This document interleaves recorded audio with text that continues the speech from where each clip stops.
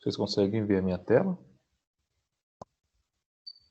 Sim, professor, não consigo. Sim, só professor.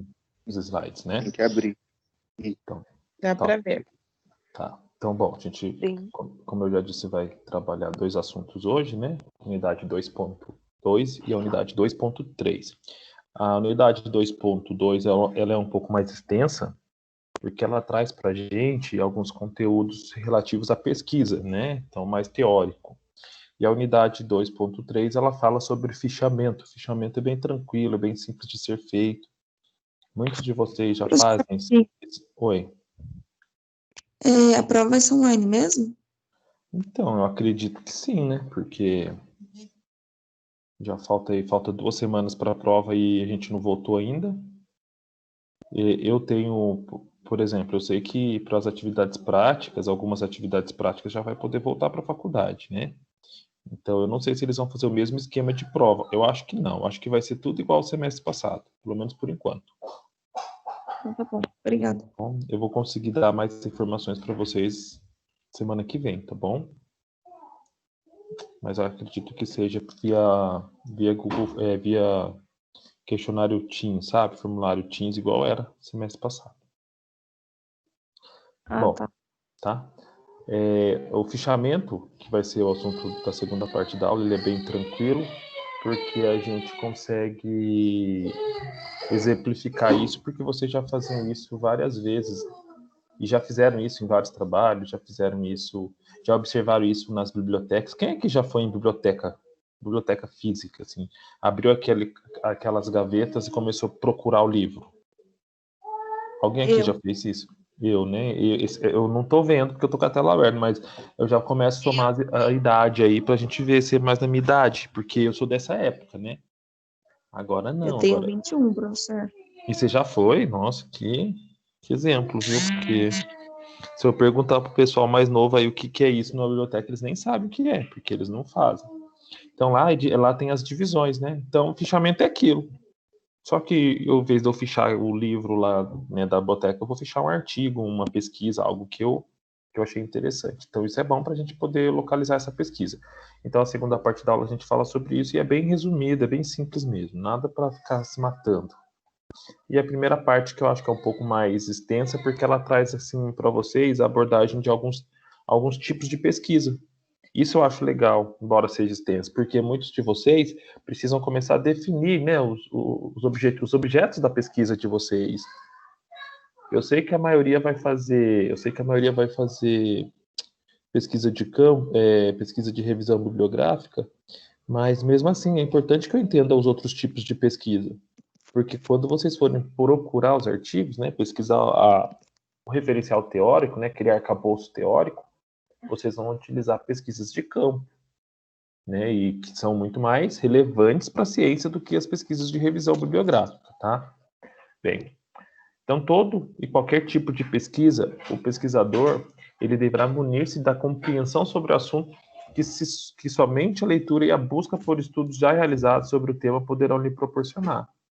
Então, esse processo de formação aí do conhecimento, né, de produção desse conhecimento em relação à pesquisa, só vai poder vir com pesquisa, com leitura. Então, aqui não se aplica a questão do conhecimento, né, conhecimento senso comum, religioso, não se aplica. Aqui o conhecimento ele precisa ser científico. Então, eu vou ter que ir nas bases científicas para poder adquirir esse tipo de conhecimento.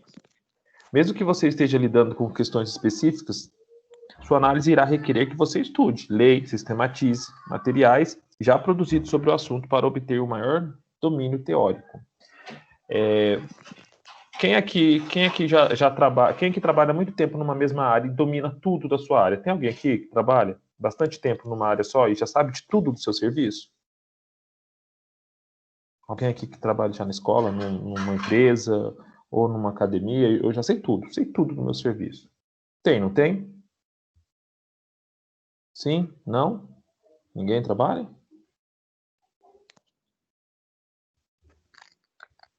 Eu não, professor.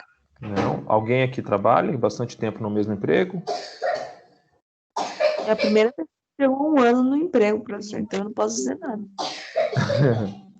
Vai, eu vou pegar alguém que não é possível, que no meio desse monte de aluno, de mais de 30 alunos, ninguém que trabalha bastante tempo no mesmo emprego. Hoje em dia não tem emprego, né, professor? Ficar um ano já é um milagre. Ai, que horror, gente, para.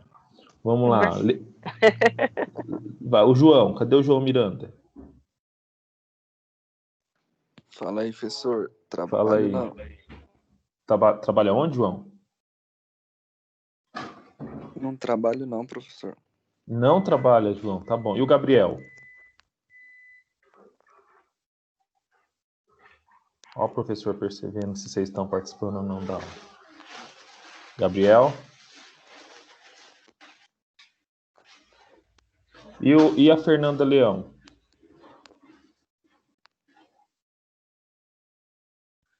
Ô, gente, pelo amor de Deus, cadê vocês? Vocês só conectaram?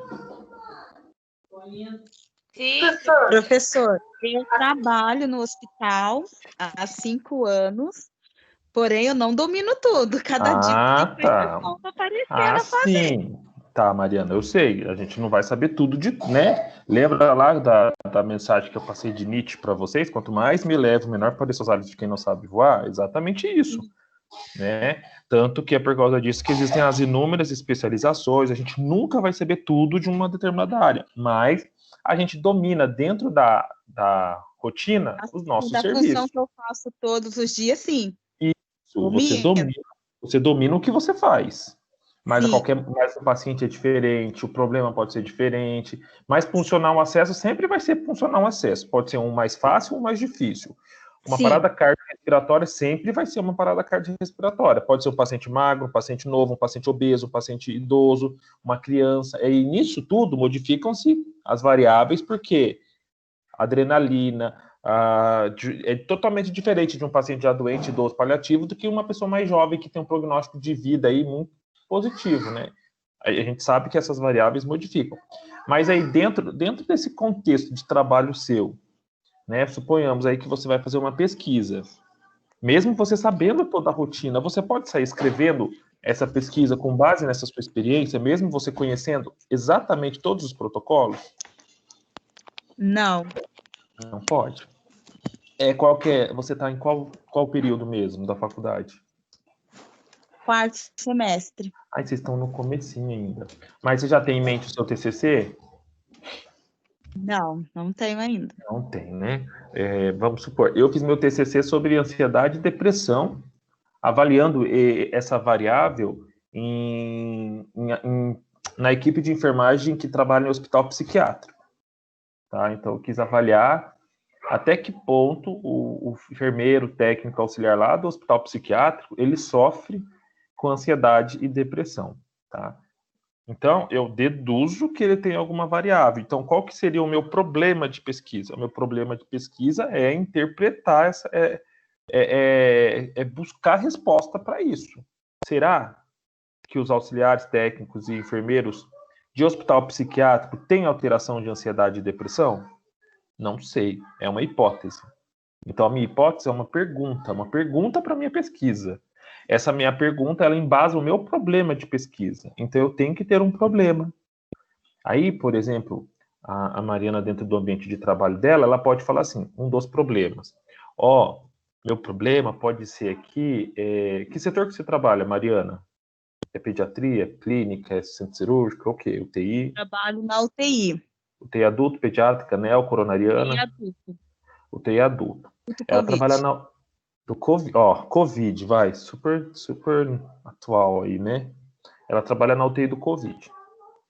Pode ser, um exemplo aqui, ó.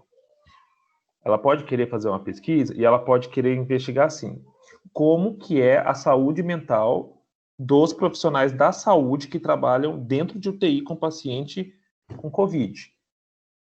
Porque, assim, você trabalhar num lugar que você acha que o paciente tem, mas você não tem certeza, por exemplo, numa clínica, num PS, você nunca sabe quem que vai ter se não tiver feito exame, né, para poder investigar isso. Então, você já trabalha com o pé atrás, mas e quando você já tem certeza de que todo mundo ali tem? É diferente. E aí a gente sabe que os colegas pegam também. Então, o enfermeiro pega, o médico pega, o fisioterapeuta adquire a doença, ele se afasta. Existe uma pressão psicológica aí grande em relação ao ambiente de trabalho. Eu sei que existe. Então, a Mariana, ela quer fazer essa pesquisa. Ela quer avaliar aí o perfil do profissional de saúde que trabalha, perfil psicológico, né? Saúde mental desse profissional que trabalha lá dentro da UTI COVID. Então, qual que é a hipótese da pesquisa dela? Será que os profissionais de saúde que trabalham em unidade de terapia intensiva COVID têm alteração da sua saúde psicológica ou da qualidade de vida? Será? É uma interrogação. Ela não sabe, ela não pode confirmar nada, ela só vai confirmar depois que ela fizer a pesquisa. Então, ela já tem um problema, uma hipótese.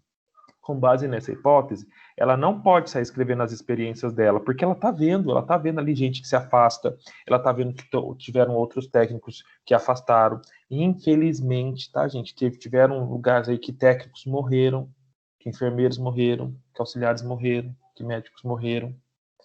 Vocês acham que é tranquilo trabalhar? Muito provavelmente não é. Então, ela já tem, basicamente, bastante endosso, já está endossado isso, ela já tem como escrever, ela poderia sair escrevendo da cabeça dela. Porque, muito provavelmente, o resultado que ela vai encontrar lá na literatura vai ser a prática da vivência dela. Só que, mesmo assim, dentro da pesquisa, eu não posso fazer isso. Não é certo fazer isso. Eu não posso escrever o que eu penso. Eu vou ter que pegar o que o outro autor falou, puxando para o que eu penso. Sempre vai ser dessa forma. Então, quando a gente fala aí de pesquisa, para construir esse conhecimento, né, para construir o TCC de vocês vão ter que pensar em algo que seja prazeroso para vocês estudarem, para vocês lerem. Então, não adianta vocês quererem pegar um negócio que é utópico, que é legal, que, olha, que o negócio um exemplo aí, pessoal, da educação física, né, vai pegar aí sobre fisiologia do exercício para explicar o mecanismo e não sei da contração com eletrólito isso, músculo aquilo. Peraí, vocês estão aprofundando no tema. Lembra quando eu falei que quanto mais eu estudar, mais eu vou precisar estudar aquele tema, mais ele vai se destrinchando, nunca que ele vai acabar. Então, se você pegar esse tema de fisiologia do exercício, fisiologia do cardiovascular aí, sei lá, cardiomuscular, gente, vocês vão entrar em moléculas, em estruturas, em estruturas anatômicas, fisiológicas, e aí o trabalho vai ficar muito técnico. É dentro da área da educação física, mas é muito técnico, então isso talvez não dê prazer para vocês. O negócio que vocês queriam fazer lá atrás não vai dar certo. E aí desmotiva, você não pesquisa mais direito, você já não responde a sua pergunta de pesquisa, tá? Então, entendam isso. Quem já está no último semestre, penúltimo semestre, já está meio caminho andado. Quem não está, delimite corretamente aí a sua linha de pesquisa, porque senão depois você vai ter dor de cabeça, tá? Porque isso vai requerer estudo e dedicação. Imagine aí que o problema existente no seu ambiente de trabalho esteja associado ao relacionamento entre os funcionários, tá? Por mais que existam as características específicas desse fenômeno na empresa na qual você atua, é preciso buscar o entendimento teórico sobre a qualidade de vida no trabalho, sobre motivação, sobre clima organizacional, sobre satisfação no trabalho, relacionamentos interpessoais, dentre muitos outros aspectos. Eu também sou especialista em gestão de pessoas, né, e o meu trabalho de conclusão de curso aí na especialização foi sobre pesquisa de clima organizacional, né, e a análise de como essa ferramenta ela é aplicada. Então, assim, se eu estou com um problema de relacionamento interpessoal, eu tenho que ter recursos dentro da minha instituição para poder mensurar isso, para poder quantificar esse esgotamento profissional, esses perfis de relacionamento interpessoal, relacionamento tóxico, seja de liderança, seja de liderado, para que eu possa desenvolver ações para que essas ações possam melhorar aí o meu ambiente de trabalho.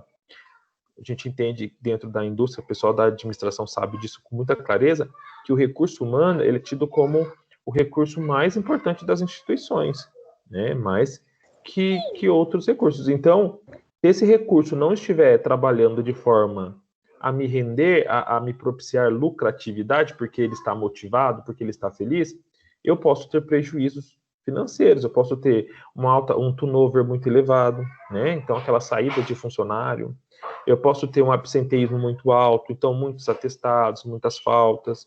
Isso impacta diretamente na minha produção, no meu produto final. Então, as empresas investem aí em qualidade de vida do profissional, elas investem em questão de pesquisa de clima, sim, e o ideal é que elas investiguem o que está sendo feito. Não só faça por fazer. Não é aquele negócio fazer para o inglês ver, é fazer para o negócio acontecer de verdade. Então, depois que se faz uma pesquisa de clima organizacional, tem que se trilhar aí planos de ação, tem que se determinar outras ferramentas dentro da qualidade para que se possa minimizar os pontos ruins e maximizar os pontos positivos, né? Então, eu sei que eu tenho um chefe extremamente tóxico para dentro de um grupo aí, de um setor, de uma linha de produção, e essa linha de produção, ela não está produzindo o que a gente definiu em meta, isso no planejamento organizacional aí, desculpa, planejamento estratégico. Então, eu vou tirar todos os funcionários ou eu vou trocar o gestor, o coordenador, o líder? Eu vou pegar esse líder, eu vou trabalhar esse líder, eu vou explicar para ele o que está acontecendo, eu vou falar, eu vou dar feedback, eu vou chamar o RH vai treinar, vou dar coach, vou dar treinamento. Se não melhorar, sai o líder. Se o problema for a equipe, sai a equipe. Mas até que a gente chegue nesse produto final aí, nessa ação, eu preciso definir exatamente como, dentro da literatura, eu vou poder subsidiar tudo isso. Então, eu não posso sair fazendo só da minha cabeça, né? Embora a gente saiba que isso acontece, tá bom? O ideal era que eu tivesse um embasamento teórico, que eu entendesse o que é a pesquisa, como que isso se aplica, como que eu posso melhorar um resultado não positivo aí, né? Um resultado negativo, como que eu posso potencializá-lo, maximizá-lo, enfim. Isso é importante. É só um assunto que está até inclusive no livro de vocês, mas eu acho que é importante para vocês entenderem, porque a pesquisa, ela não necessariamente, né, ela vai estar só na área da pesquisa científica, não. A gente já entendeu que isso não se aplica, né? Não é só porque eu vou fazer pesquisa científica que eu vou precisar ler literatura. Não. Para qualquer coisa. Eu preciso fazer um relatório técnico. Né? Vocês, eu não sei no decorrer do curso de vocês, mas tem alunos aí que foram visitar fábricas, que foram visitar hospitais, que foram participaram de ações sociais. Enfim, vocês precisam fazer um relatório técnico. O ideal para que eu realize construa, né, esse relatório técnico, é que eu vá atrás de literatura, e quando eu falar literatura, vai ser livro e artigo científico, para que eu possa fazer esse relatório técnico com base em outros autores, não só escrevendo da minha própria palavra, da minha própria boca, tá? Mas para que a gente entenda tudo isso, a gente precisa pensar sobre teorias, né? Então, assim, para eu chegar numa pesquisa, para eu pesquisar um assunto, eu preciso entender que existem teorias aí que vão me embasar aí a questão de buscar conhecimento. Então, se eu acredito, né, que essa teoria seja positiva de determinado modo, eu vou atrás de outras pessoas que discutiram essa teoria para poder justificar. Então, é a teoria que vai lançar a luz sobre a sua prática, é ela que vai te questionar, essa teoria que vai te incentivar, te iluminar, te esclarecer a realidade, para que você possa compreender o funcionamento. Então, a gente precisa definir essa pesquisa para que a gente possa definir como a gente vai responder essas teorias. Às vezes, o que acontece, que é muito comum, é aquilo que eu falei, a minha teoria, o meu objeto de pesquisa lá atrás, depois de um ano de pesquisa, eu vi que deu totalmente errado o que eu queria. Não era aquela resposta que eu obtive dentro da minha pesquisa. Mas se a sua pesquisa foi feita certinho, você está certo. Esse resultado, que não era o que você queria, vai servir de embasamento teórico. Vai ser essa teoria que você produziu, ela vai servir para outro, ou até mesmo para você numa nova pesquisa. Por outro lado, a prática ela permite ressignificar a teoria, ou mesmo transformar a teoria existente em novas teorias, uma vez que a realidade dinâmica e as respostas construídas por meio da ciência também serão transitórias, por serem adequadas ao momento histórico em que foram construídas. Lembra dos modelos atômicos? Modelo atômico de Rutherford, modelo atômico de Thomson, modelo atômico disso, daquilo. Quem lembra aí, né? O pessoal que estudou biologia, estudou química, lá na 7ª série, 8ª série, depois do ensino médio. Então, assim, conforme você foi desenvolvendo ferramentas para poder desenvolver uma pesquisa de forma mais acurada, né? Você conseguiu perceber que o conhecimento anterior ele estava incompleto. Então, você constrói novos conhecimentos, novas teorias com base nas teorias anteriores, tá? Muitas teorias que considerávamos verdade até pouco tempo, hoje são descartadas. Um exemplo clássico disso é a explicação construída por Galileu de que a Terra se movimenta e que não é o centro do universo, contrapondo verdade dominante à época. Então, antigamente a gente achava, né? A gente não era nem vivo antigamente, mas acreditava-se que a Terra era o centro do universo. Então, a Terra é o centro e tudo gira em volta. Mas daí a gente começou a desenvolver equipamentos para poder investigar melhor, né, o espaço, a Via Láctea, e a gente percebeu que nós não somos o centro do universo e que tampouco só é o centro do universo. Então a gente já foi desenvolvendo novas teorias, né? Então a gente hoje conhece, tem teorias do buraco negro, tem teorias de outros planetas, tem teoria, enfim, inúmeras aí em relação ao conhecimento, né, do espaço. Tanto é que tem faculdade aqui da região que tem mestrado, doutorado em astrofísica, e aí que tem observatório, que, sabe? Então, assim, o conhecimento ele tem se desenvolvido tanto que é importante que a gente entenda que essas mudanças são extremamente necessárias.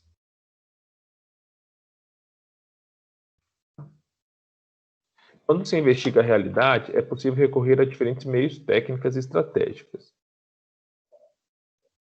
Embora o método científico tenha definido um caminho que permite uma certa semelhança a ser seguido, as ciências sociais trazem elementos novos, né, ao método científico clássico. Uma vez que o seu objeto é a sociedade e em face às suas características, esta não permite uma única forma de interpretação. Então, quando a gente fala das questões sociais, e aí isso é muito mais complexo, porque isso sofre influência direta das pessoas, e as pessoas são muito diferentes, né? Então, a gente pode ter aí uma interpretação múltipla, né? E isso daí, dentro do conhecimento antropológico, dentro da questão social, é extremamente aceitável, tá bom? Mas quando a gente fala de exatas, a gente fala de ciência, né, biológicas, a gente precisa ter uma reprodução aí dessa pesquisa, desse método. E aí os resultados têm que ser muito parecidos, tá bom? Eu posso, por exemplo... Professor, Oi. nós estamos aprendendo a teoria e como identificar o que é método científico, o que é pesquisa, e na prova, então, a gente vai ter que identificar isso? Não sei, eu não montei a prova. A prova eu vou fazer perguntas em relação às temáticas, eu vou fazer, não sei. Que é Porque método eu não científico. consigo assimilar como que você iria pedir na prova, entendeu? Porque eu tô conseguindo entender o que é cada um, mas eu não consigo imaginar como que vai ser pedido isso, como vai ser cobrado isso. Não, gente, vai ser tranquilo. Eu vou pegar o conteúdo que eu estou passando em slide e vou formular perguntas com base naquilo. Talvez eu possa colocar, o que eu vou dar um exercício para vocês fazerem, para eu poder pontuar mais 500 pontos. Eu vou colocar lá um artigo e vou pedir para vocês identificarem as etapas da pesquisa dentro desse artigo. Talvez coisas assim. O que é um senso comum, o que é uma pesquisa, o que é uma pesquisa científica, o que é a gente vai falar agora ali para frente de pesquisa de campo, pesquisa bibliográfica, enfim, é o que está dentro do tudo que a gente discutiu, tá bom? Vai ser tranquilo, tá? Parece, e vocês, se eu não me engano, vão ter 24 horas aí para fazer a prova, se for o mesmo esquema, se for igual ao semestre passado, tá tranquilo, tá bom? Tá, obrigada. Nada, não vou também sacanear perguntando. Lógico que eu posso. Tudo que tiver no slide, tudo que tiver no livro, eu posso perguntar. Tudo que eu falei na aula eu posso perguntar. Então, às vezes, posso perguntar algum detalhe de alguma explicação, e aí quem não assiste nem vê o vídeo não vai saber. Mas se a gente discutiu aqui, por exemplo, eu posso lá falar da questão do bolo, falar da questão do bolo, ou falar para você dar um exemplo aí de pesquisa. Mas daí a pessoa vai ter tempo, sabe, para poder ir atrás da informação. Então, embora não é para ir atrás da informação, é para tirar da cabeça, eu sei que isso acontece, tá bom? Bom, pessoal, vamos lá. Tá bom. Aqui, quando a gente falou, né, de questões sociais, eu posso ter inúmeras óticas para uma mesma resposta, porque isso envolve uma questão antropológica, social. Eu posso avaliar a mesma pergunta, eu posso ter a mesma pesquisa, tá? Por exemplo, eu posso pesquisar sobre o coronavírus aí, né? Sobre Covid e o aspecto psicológico das pessoas que, em relação, o quão a sociedade está ansiosa e com medo em relação a isso. Eu posso perguntar para aquele monte de gente que está lá na rua, na Praça do Sapo, lá na cidade, passeando lá. Aquele povo sem máscara, que não está nem aí. Se eu fizer a mesma pesquisa para eles, eu vou ter uma resposta.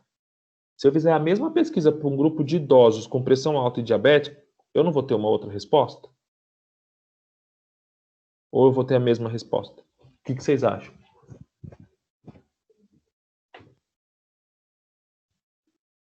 Eu acho que a resposta é Totalmente diferente. diferente. Vão ser respostas diferentes, porque a pesquisa está com um campo diferente. Sim, porque o público ali foi diferente. Para um público, ele não está nem preocupado com o coronavírus, não está nem aí para o que vai acontecer.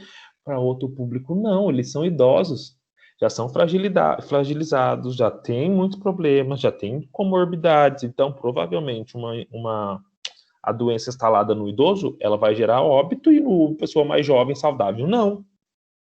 Então, quando a gente envolve questões sociais, antropológicas, as pesquisas elas podem ter respostas diferentes, tá bom? Por isso, olha para vocês verem, né? É importantíssimo eu definir exatamente o meu público, porque a gente não entrou nessa parte ainda, mas eu vou explicar para vocês, né? Na questão da metodologia aí do trabalho. Se eu fizer algo errado nessa, né? É que nem assim, ó, quando a gente fala de hospital, todo mundo acha que quem não é da área, tá bom? A maioria aqui vai entender o que eu tô falando, porque a maioria não é da área. A gente fala assim, olha, o coração do hospital é CME, Central de Materiais de Esterilização. O povo fala, nossa, CME, o que é essa área, esse setor que ninguém vê, tem gente que nem sabe que existe. Tem gente que nem sabe que existe, mas é o coração do hospital. Porque se ele fizer processamento errado lá dentro, ele infecta vários pacientes. Se não desinfectar, se não esterilizar corretamente a pinça que usou lá na cirurgia do paciente com hepatite C, quando for usar essa pinça no outro paciente, vai passar hepatite C para o outro paciente. Então, tem que ser tudo perfeito, tem que funcionar tudo. Então, nem sempre a parte mais importante de um trabalho vai ser o resultado. Ó. Não, a parte mais importante vai ser a metodologia. É que nem o CME é para o hospital. As pessoas acham que outras coisas são mais importantes. Todas são. Mas a CME é extremamente importante para a qualidade lá da assistência prestada também. Agora, dentro de um trabalho científico, de um artigo completo, com começo, meio e fim aí, com título, com introdução, metodologia, resultado, discussão, conclusão e referência bibliográfica, a parte mais importante desse trabalho que você não pode, em hipótese alguma, errar é a metodologia. Então, se dentro da sua metodologia você colocou que você vai trabalhar o público masculino de 10 a 20 anos, se você colocar uma pessoa de 21 anos, sua pesquisa está inteira errada. Se você colocou que você vai trabalhar paciente só diabético, e se você colocar um paciente hipertenso e diabético no meio, sua pesquisa está errada. Então, eu preciso tomar muito cuidado com isso. Questão metodológica, ela é extremamente importante, tá? É lógico que, assim, eu vou calmar aí vocês. Esse rigor, ele não se aplica aí para vocês que estão terminando a faculdade, que estão fazendo, embora vocês tenham que saber disso, ninguém vai ser reprovado porque errou alguma coisa aí no trabalho. Vai ser pontuado. Ninguém é reprovado por causa disso, é pontuado. Mas é preciso entender que se você já sabe disso, você já faz tudo com mais clareza, tá? Existem várias classificações para as pesquisas, conforme os estudos propostos, né, de diferentes autores. A gente trabalha muito com o Gil também para poder falar desses tipos de pesquisa. Então, tem muitos, o Gil, né, ele tem muitos livros que falam sobre metodologia, sobre tipos de pesquisa, e a gente vai trabalhar aqui, vai entender alguns tipos dessas pesquisas. A gente pode, então, encontrar autores que defendem uma classificação mais moderna, como é o caso de Ruiz, que classifica as pesquisas em exploratória, teórica e aplicada. A pesquisa de vocês aí na faculdade vai ser uma pesquisa de base teórica, porque vocês não têm tempo para poder fazer pesquisa de campo. A gente ainda precisa amadurecer isso, né? E também é um... Professor, Oi. eu tava querendo fazer uma pesquisa de campo, sabe? Que eu comecei agora, né, nesse 7º semestre, a iniciar o TCC, né? Uhum. Eu preciso entregar a primeira parte em 7 dias, né? Eu já fiz, eu tava começando um tema, aí, tipo, eu comecei com e-commerce. Aí começou a ficar muito complexo algumas coisas que tá fugindo muito fora, né? De Uhum. algumas questões. Aí desanimei. Aí eu comecei um outro, desanimei. Aí agora eu fixei em fazer qualidade de trabalho, né, professor? E relacionamento. Entendi. E eu tô tentando alguma forma de fazer uma pesquisa em campo, né? E aí Uma você tá em que semestre? tudo no 7º. Gente, desculpa eu ficar perguntando o semestre, porque vocês devem falar assim, o professor não sabe. Gente, é que eu tô com só essa turma, são 6 turmas, tá tudo misturado, tem gente do começo, do final, então assim, ó, 7º semestre. Para você fazer a pesquisa de campo, você precisaria aí submeter esse tipo de pesquisa aí para um comitê, para poder permitir essa avaliação, enfim. O máximo que dá para você fazer é uma pesquisa aí de mercado, mas aí não pode entrar no contexto científico. Então, aí não poderia virar um artigo depois, né? Porque você, para transformar isso em artigo, precisa ter autorização. Então, Uhum. talvez ter trabalhado isso um pouco mais cedo com o professor, isso daí serve até de exemplo para os demais, tá, gente? A faculdade, ela orienta vocês a fazerem revisão. Ela não orienta vocês a fazerem pesquisa de campo, tá? Isso eu posso falar porque eu estou desde 2015 aí. E a gente quer tanto que o aluno pesquise, e aí o aluno não tem estímulo a fazer pesquisa de campo. Então, se vocês conversarem com o professor, vocês conseguem desenvolver um projeto de pesquisa, define tudo isso que eu estou falando de metodologia, manda para o comitê, ou quando o comitê autorizar, vocês fazem, tá? Mas aí tem que ter tempo. Pode falar, desculpa. Aí eu tô pegando como referência outros TCCs, né? Que já foram feitos para pegar como modelo, né, base. Eu Sim. vi um modelo de TCC que é a pesquisa no final, sabe? Sim. Para dissertativa que pode utilizar, certo? Pode. Você pode usar, enfim, você pode usar inúmeros instrumentos. Você pode fazer um questionário Google Forms aí, desde que esteja autorizado, e você disseminar esse Google Forms aí, esse link para o Brasil todo, um monte de rede social, e depois se tabulando. O próprio Google já vai te dar todas as planilhas, já te ajuda nessa pesquisa, né? Depois você só vai ter que pegar outros autores para justificar os resultados da pesquisa. Tá? Isso é legal também. É que precisa ser os dados confiáveis da pesquisa, não burlar, né? Não, tem que ter questão ética nessa pesquisa, né? É uma questão extremamente importante. Eu sei que tem muitos casos em que as pesquisas não são confiáveis. E aí a gente vai entrar lá na frente, não vai ser o objeto desta aula, mas a gente vai ver assim, as pesquisas, elas devem ser replicadas, entendeu? Então, principalmente aquelas engessadas. Uma revisão bibliográfica, por exemplo, é engessada. Então, se eu fosse revisar uma bibliografia do jeito que você descreveu no seu trabalho, eu teria que ter o mesmo resultado. E às vezes a gente observa que o aluno não coloca nem os critérios de inclusão e exclusão da pesquisa. Então, assim, se eu tenho lá 1000 artigos no meu resultado de pesquisa, mas eu incluí 20, por que eu incluí esses 20? Quais foram os critérios que eu excluí 980 artigos? Se isso não estiver definido, eu vou fazer a mesma pesquisa, mas eu vou incluir outros 20, e os meus outros 20 artigos podem dar outro resultado. Entende que tem que haver confiabilidade nessas respostas, tem que ter metodologia adequada e questão ética também na pesquisa, tá? Professor. E pode retornar, professor, agora? Então, as aulas, eu estava... Questão pode retornar tempo após a primeira prova que vai ter? Eu acredito que a gente retorna, viu? Mas eu não sei como. Que bom. Não sei ainda, tá? Eu acredito que sim, porque algumas faculdades já vai começar a retornar, e aí com, acho que 35% do número de alunos, mas eu não sei se a faculdade vai optar já terminar o semestre desse jeito, e só para fazer a prova e as aulas práticas lá, mas algumas faculdades já estão retornando, tá bom? Só que não é todo mundo, é menos, vai ser menos gente, vai ser sempre 35% da turma, e aí é ruim, porque dá o professor não compensa, por exemplo, essa turma eu acabei de tirar um print, porque eu tenho que provar quantos alunos estão na aula. Então, eu tenho que preencher um link e depois eu colocar a foto dessa aula. E aí eu coloco que tem 38 alunos.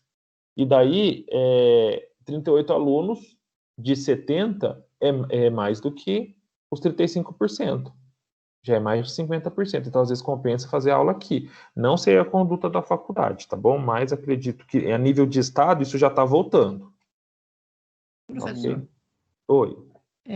Eu sou do curso de pedagogia e estou no 4º semestre. É uma dúvida minha. Quando a gente vai fazer o TCC, são dados temas para a gente ou nós que escolhemos? Geralmente, tá? Isso aqui é via de regra. Pode ser que seja diferente aí no seu curso. Eu acho que não. Geralmente a gente que escolhe. Então, um aluno que escolhe. Porque assim, você gosta de educação infantil, tá? Um exemplo. Aí eu quero que você fale de educação de jovens e adultos. Você não gosta de falar de educação de jovem e adulto. Você não gosta de ensino superior. Eu quero que você fale de ensino superior. Sabe que o negócio não vai dar certo? A probabilidade desse aluno reprovar no TCC vai ser gigantesca. Então, a gente deixa o aluno escolher as áreas afins. Então, o que eu escutei dos comentários, né? Por isso que eu estou tentando tirar minhas dúvidas, só assim, seriam lançados vários temas e eu escolheria um. Mas daí, gente, dentro das temáticas, por exemplo, vou dar um exemplo aqui, Vamos supor que eu falo de... Que área que você gosta dentro da pedagogia? A infantil. Educação infantil.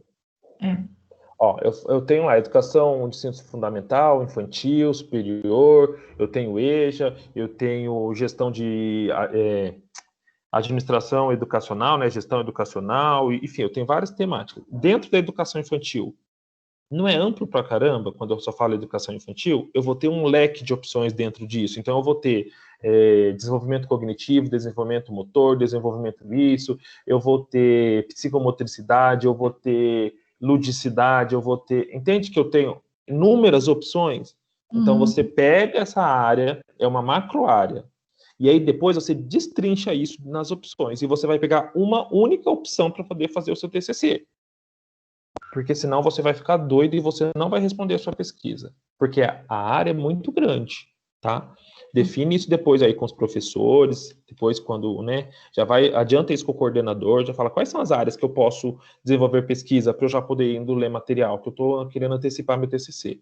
E aí ele já vai falando, dentro dessa área você pega uma temática menor, tá bom? É como se fosse um leque. Educação infantil é um leque inteiro, aberto. Você vai pegar uma partezinha só desse leque para poder trabalhar. Senão você fica doido. Tá bom?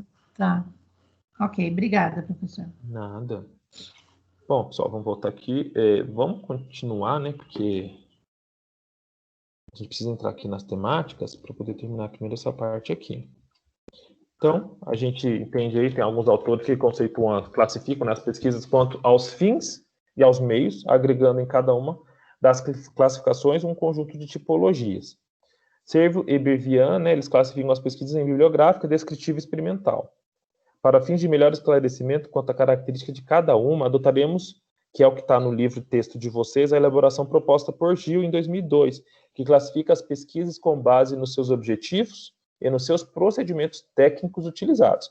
Então, olha aqui, né, a gente vai classificar essa pesquisa em relação ao objetivo e ao procedimento técnico.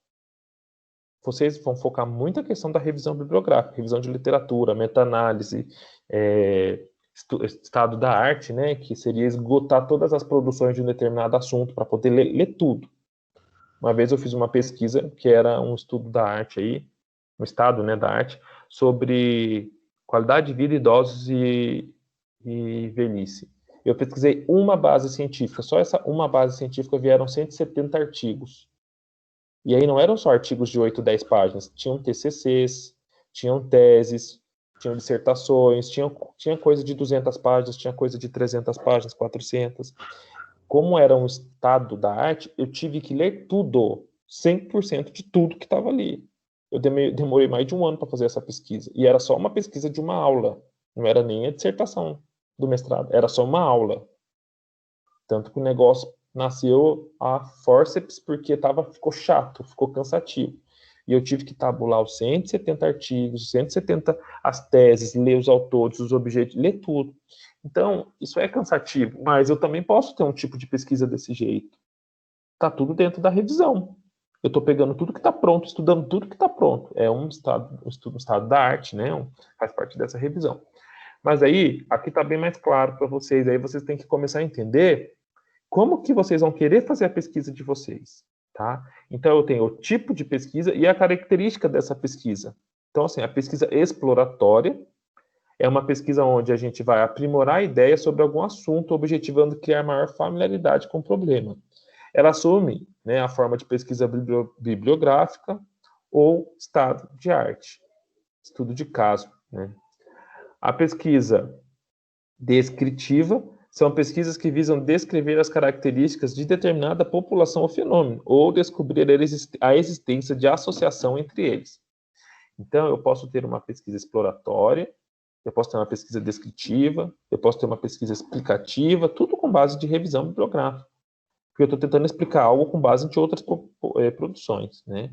A pesquisa explicativa, ela visa aprofundar o entendimento da realidade, explicando a razão das coisas. Nem sempre é possível aplicar esse tipo de pesquisa em ciências sociais, porque é aquilo que a gente falou. Eu tenho que tomar muito cuidado como que vai ser esse método experimental. Então, assim, como que vai ser definido os critérios de inclusão e exclusão da população que eu vou analisar. Basicamente, seria o seguinte, gente. Vamos pensar.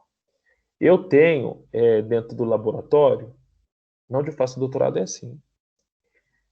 Por exemplo, eu quero trabalhar a resposta... Eu quero trabalhar a resposta de... Eu quero trabalhar lá a lesão de pele, lesão...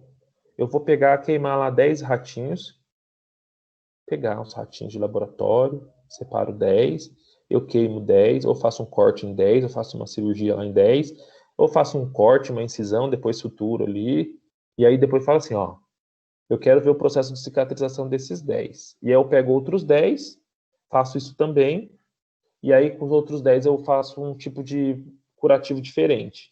Eu quero ver a eficácia desse curativo dentro daquele grupo de 10 ratinhos que eu lesionei ali. Só que eu sei como que é o rato, eu sei de onde veio o rato, os ratos são todos iguais, eles são todos testados, são ratos limpos, não tem influência nenhuma externa, não são contaminados, não tem parasitas, não tem nada. Eles são de laboratório, eles são limpinhos. Entende que existe o mínimo de influência possível? Existe o mínimo de influência possível. Então, a minha pesquisa ali dentro, ela é uma pesquisa que vai dar uma resposta muito próxima. Se eu pegar e fizer a mesma coisa com outros 10 ratinhos de laboratório, eu vou ter a mesma resposta, porque sempre vai repetir. Agora, se eu mudar o contexto de onde esses ratinhos estão, por exemplo, se eu pego o ratinho na rua, sei lá, não dá para fazer isso, tá bom, gente? Só estou dando um exemplo. Se eu troco o tipo de rato, se eu pego rato de esgoto, a resposta vai ser igual? É o mesmo organismo? É rato igual. Mas não. Um pode estar sofrendo influência do ambiente, um pode já estar contaminado. Então, assim, eu preciso definir na minha pesquisa exatamente o que eu quero. E aí, eu estou dando esse exemplo de pesquisa de campo aí, né, que eu posso ter uma aplicabilidade de laboratório, porque é isso que tem que acontecer dentro da ciência para que possa dar certo. Agora, se vamos mudar essa questão para o contexto social, se eu pego um grupo de moradores de rua para fazer uma pesquisa sobre vulnerabilidade, eles vão ter uma visão de vulnerabilidade. Se eu pego um grupo de pessoas que moram numa região nobre da cidade, eles vão ter um outro ponto de vista sobre vulnerabilidade. Então, o que vai modificar aí essas duas pesquisas em relação aos resultados? Os métodos que eu utilizei. Por isso que método tem que estar muito bem claro. Se não tiver claro, a pesquisa está errada. Ainda temos a pesquisa bibliográfica, que é a mais comum, né? É desenvolvida com base no material já elaborado, sistematizado, como livros, artigos, pesquisas, TCCs, dissertações, teses, tá? Todos os estudos exigem esse tipo de trabalho, porém, existem pesquisas que são realizadas somente a partir de fontes bibliográficas.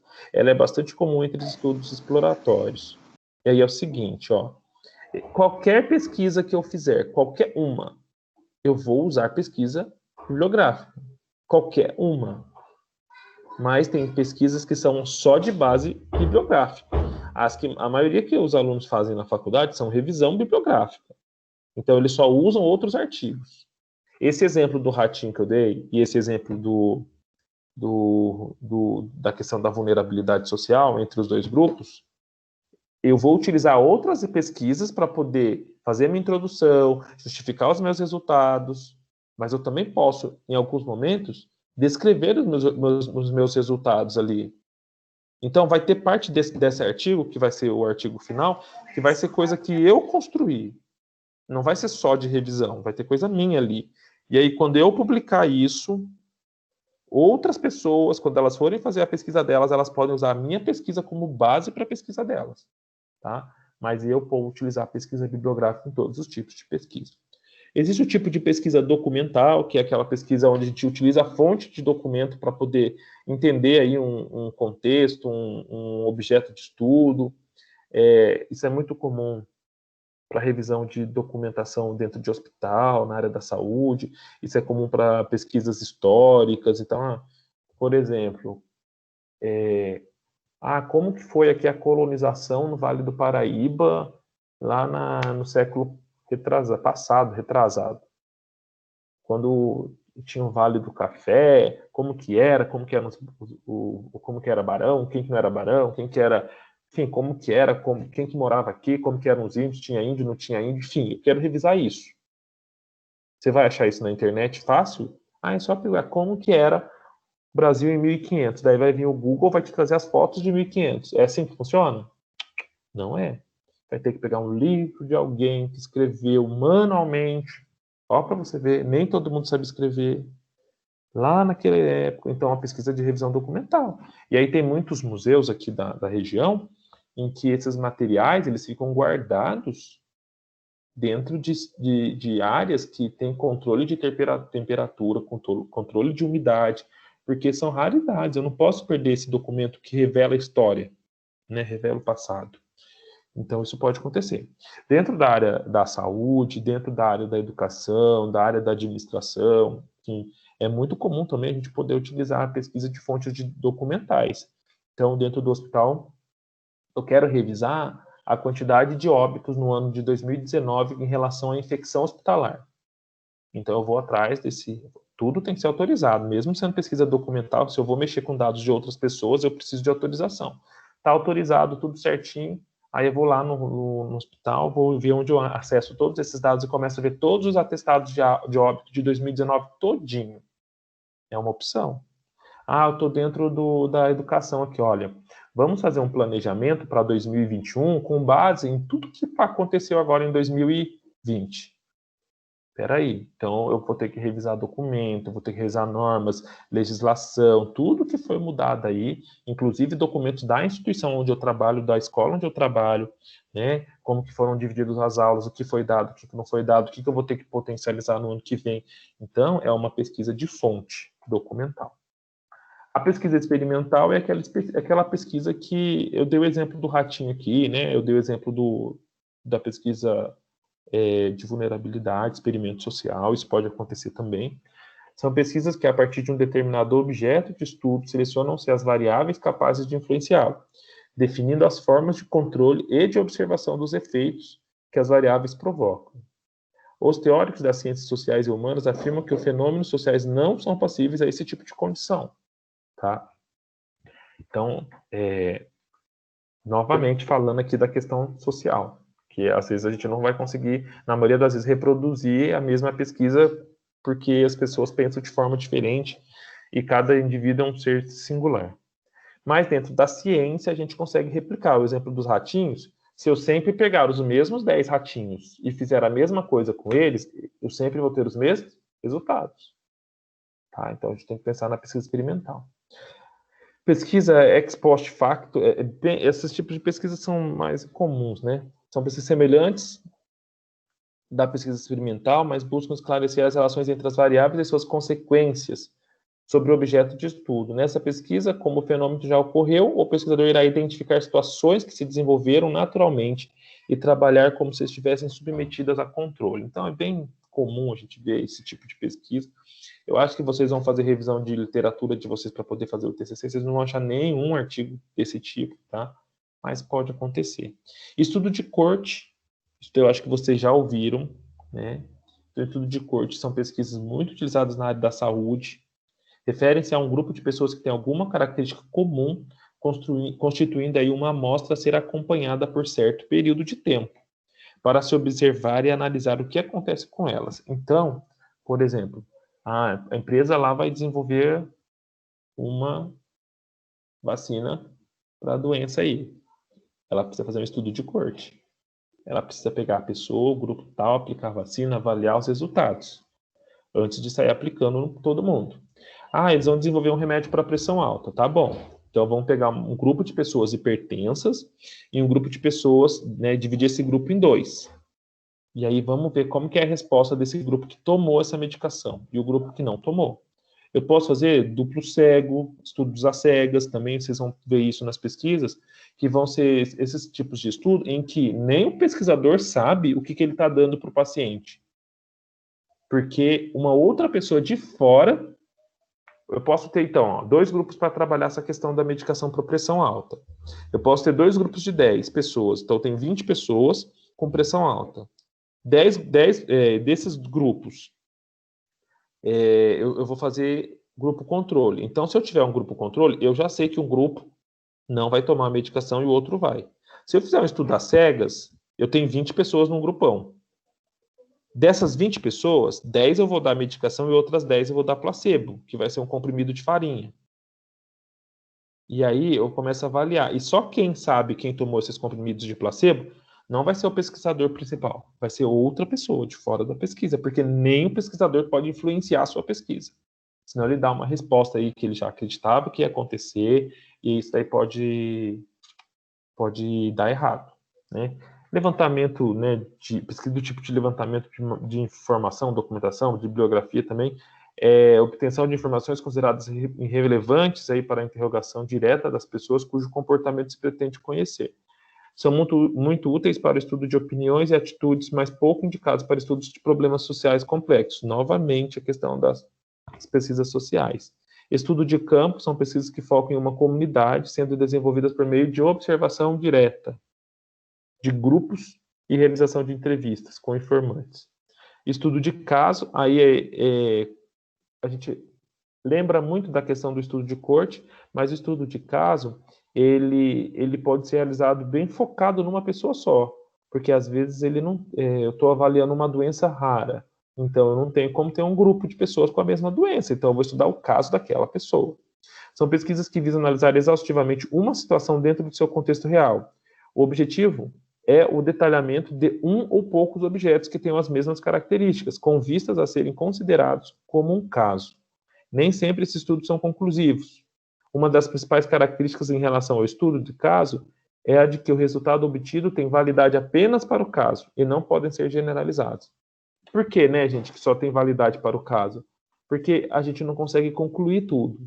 Então a gente não sabe se todos os sinais e todas as alterações que o paciente apresenta, ou que a gente encontra nesse caso, vão ser aplicadas a todos os pacientes que tiverem a mesma doença. A gente não sabe. Mas serve, e é extremamente importante aí para a ciência, porque nos permite compreender a questão fenomenológica aí dessa doença, né, dessa questão rara, desse estudo de caso. Pesquisação são pesquisas que exigem o envolvimento do pesquisador e do grupo envolvido num problema investigado, com vistas à resolução de problema coletivo.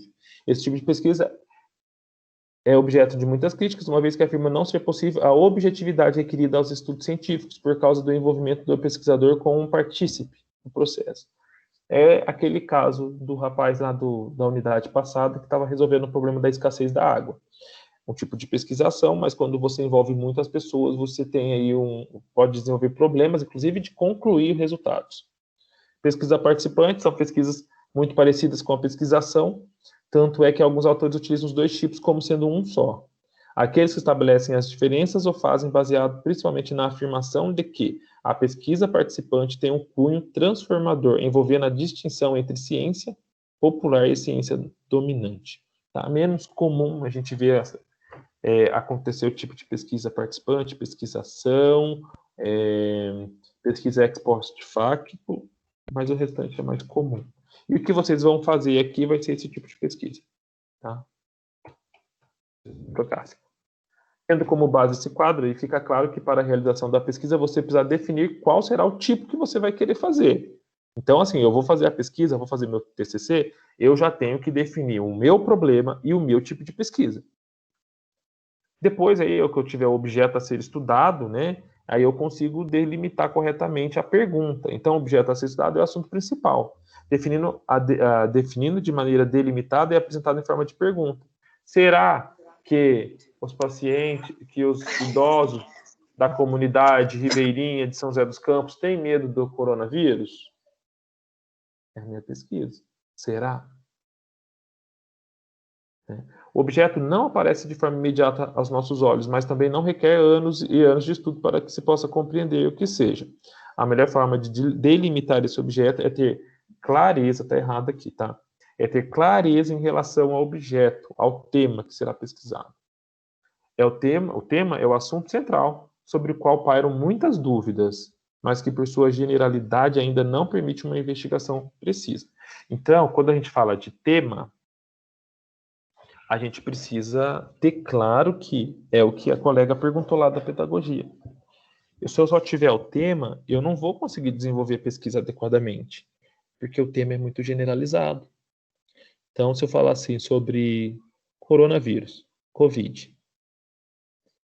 Minha pesquisa é sobre Covid. Mas o que de Covid? Sobre o vírus? Sobre o paciente doente? Sobre a questão social do vírus? Sobre o medo da população? Sobre o uso de máscara? Sobre o uso de lavagem das mãos? Sobre a produção científica sobre isso? É sobre o que aconteceu na China, no Japão, nos Estados Unidos, no Canadá, no Rio de Janeiro? Não, onde? É sobre o quê? O que do vírus? Não, a minha pesquisa é sobre os idosos com vírus. Os idosos no Brasil, no Japão, na China, na Itália? Não, os idosos do Brasil. Tá, os idosos com doença crônica ou sem doença crônica? Com doença crônica. Que tipo de doença crônica? Os idosos com pressão alta, hipertensão, diabetes, pneumonia, DPOC. Tá. Vocês entendem que o tema ele era abrangente, ele é um leque aberto e eu fui diminuindo ele? E aí ele ficou mais reduzido. É isso que está falando aqui, né? Que eu não consigo investigar muita coisa porque o meu tema é um assunto central. Mas daí a gente vai ter as questões ali na frente do meu trabalho, que vão ser as questões de objetivo da pesquisa. Então, eu defini o tema, eu defini a pergunta da pesquisa, o problema da pesquisa. Agora, eu vou afunilar, né? Eu vou diminuir isso, eu vou filtrar isso. Como? Colocando objetivos primários e secundários, ou objetivo geral e específico. Então, vocês já têm que pensar assim, vocês têm que ter um objetivo geral e 3 objetivos específicos. Então, usando esse contexto do idoso com Covid, eu vou falar assim, O meu objetivo geral é identificar a percepção do idoso crônico com doenças crônicas em relação ao Covid-19. Pronto. Qual que é o meu objetivo específico? Identificar e mapear dentro da literatura científica os idosos a epidemiologia dos idosos com doença crônica que adquiriram Covid-19. Outro objetivo, identificar os idosos hipertensos que adquiriram Covid, identificar os idosos com diabetes. Enfim, eu posso começar a destrinchar o objetivo secundário. Deu para entender essa parte que eu falei? Professor, Oi. se a gente pega um tema igual o Covid, que é um tema mais recente, não fica mais difícil para a gente conseguir fazer um TCC? Não. Se você pesquisar Covid-19 aí, hoje vai vir muito artigo, muito, porque não tem só a gente produzindo, é o mundo inteiro escrevendo. Então, em fevereiro já tinha artigo publicado, um monte de artigo publicado sobre isso. Tanto que tem revistas que, se você mandar artigo sobre Covid, o seu artigo vai para frente de todos. Tem revista que demora um ano aí para responder o seu artigo. Se você colocar lá um artigo sobre Covid, ele é o primeiro a ser avaliado. Por quê? Porque está na moda. Porque está agora tá top esse assunto. Então, depende muito, tá? Entendi. O meu primo também faz enfermagem e ele está fazendo, o TCC dele é sobre o esgotamento dos profissionais de saúde agora na pandemia, né? E ele falou que está tendo muita dificuldade para encontrar. Ô, louco, sério? Tem tantos artigos. Tem muito artigo, viu? Tem que saber pesquisar nas bases certas. Tem que pesquisar em inglês, não adianta pesquisar só em português, não, viu? Pesquisar PubMed, porque tem que pesquisar em inglês, aí depois ele traduz os artigos. Porque, e se for fora do Brasil, no Brasil tem bastante, mas fora do Brasil tem muito mais. Tá bom? Entendi. Eu vou até dar essa dica para ele, então. Sim. É só ele pesquisar Ai, caramba. Em inglês, ele vai lá no PubMed, ele pode colocar Covid-19, coloca nurses e healthcare, sei lá, ou mental care, coloca alguma coisa. Ele tem que pesquisar as palavras certas. E aí ele faz aí a pesquisa com operadores booleanos. Então ele coloca em inglês, tá? Enfermeiros e saúde Professora, mental. eu não estou te ouvindo. Tem alguém com o áudio ligado e eu não estou conseguindo escutar. Peraí.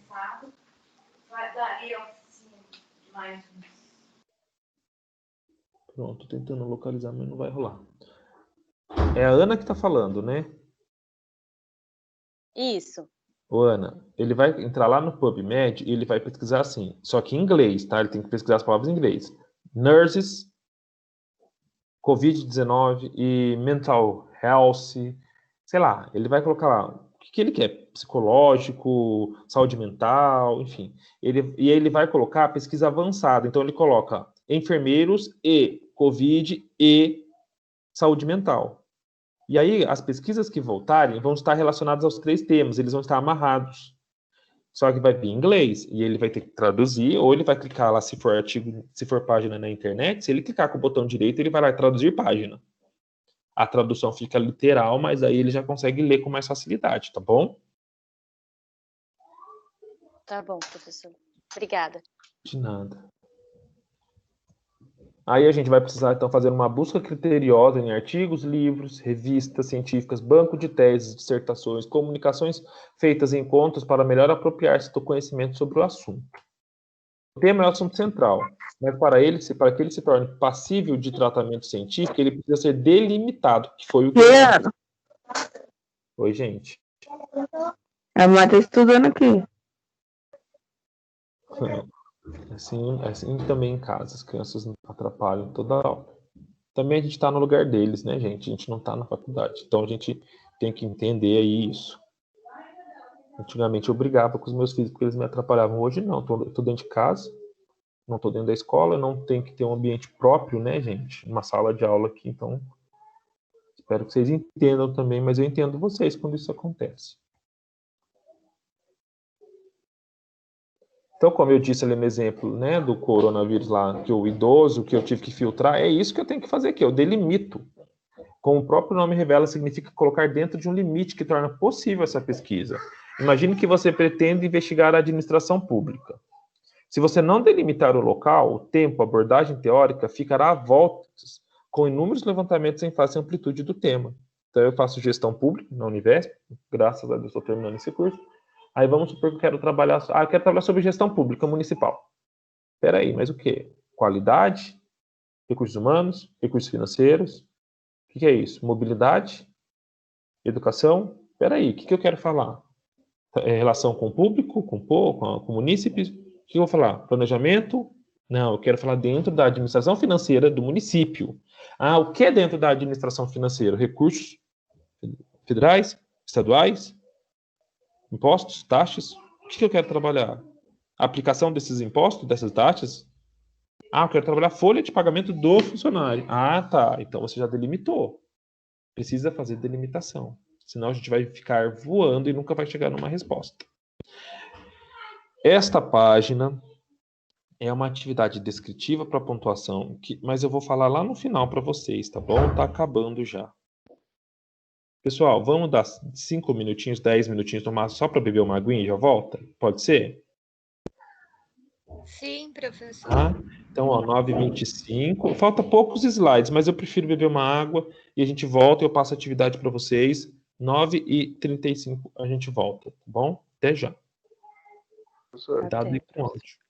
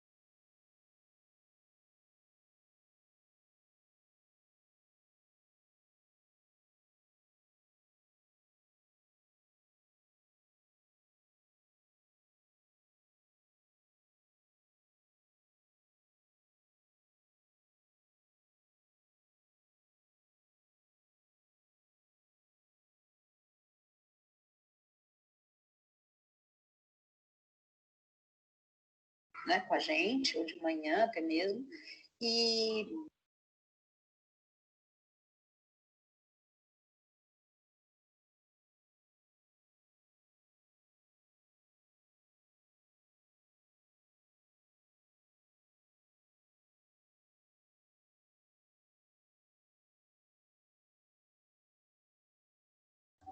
Pessoal, voltando. Ok, professor. Legal, eu vou abrir a tela de novo. Falta só um pouquinho, tá? Falta só 10 slides. 10 ou 11, uma coisa assim. Então, a gente vai falar um pouquinho agora. Essas questões, tá? Que eu discuti com vocês aí, de tipo de pesquisa, aspecto metodológico mesmo, a gente não aprende só aqui, né? Só nessa aula. A gente aprende fazendo pesquisa, gente. Então, assim, quanto mais eu ler artigo, quanto mais eu fizer pesquisa... Sabe aquele trabalho que é na faculdade? Quando eu estava lá na graduação, né? Se eu tivesse o conhecimento que eu tenho hoje, cada trabalho de professor seria um artigo científico, né? Porque assim, eu tô tendo a disciplina de pediatria.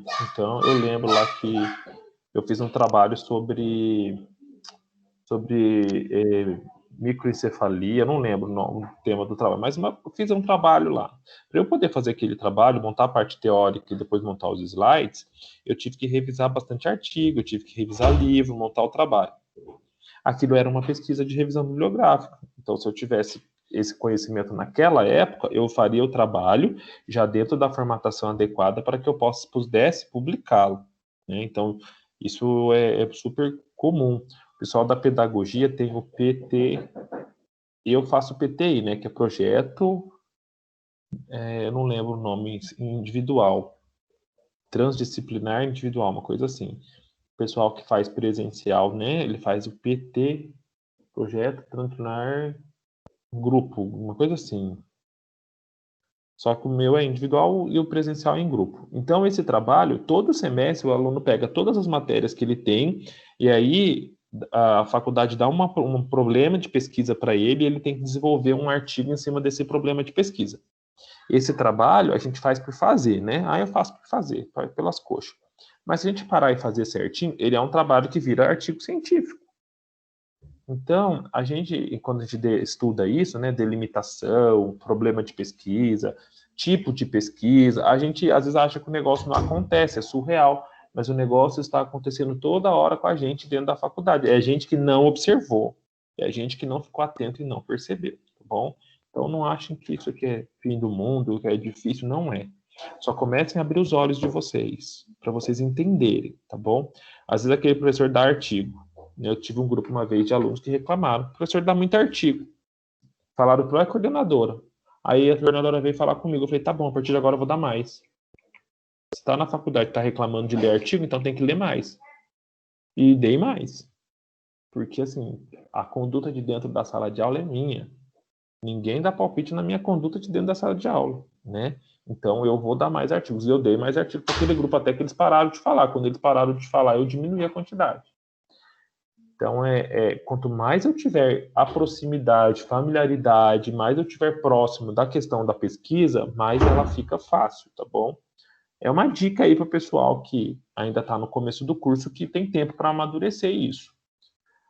Um outro aspecto que é importante, que está dentro da unidade 2.3, eu vou trazer para vocês de uma forma bem resumida, até porque o próprio livro traz resumido, mas depois vocês podem pesquisar mais esse assunto, é a questão do fichamento, né? Então, antigamente era muito comum a gente fazer fichamento, né? A gente fazia esses fichamentos manuais. Na verdade, antigamente, não era nem que nem hoje. Então, eu lembro que quando a gente ia entrar na internet, a gente tinha que pegar o discador, IG, estou falando de marca aí, né? Tinha outros. Eu tinha que clicar no discador, colocar o e-mail, colocar a senha, conectar o cabo do meu telefone, e aí quando eu estivesse usando a internet... O telefone estava ocupado. O telefone estava ocupado, ninguém usava. E tinha que ser da meia-noite até não sei que hora, porque era tantos Era pulsos. barato. Porque os pulsos eram baratos. Porque depois desse horário era um absurdo de cara a conta do telefone. Não estou falando de 10, de 20, 30, 40 anos. Não, estou falando de uns 20 anos, sim. Estou falando de 2003, 2000, 2002, né? E isso era bem comum. Gente, só um segundo.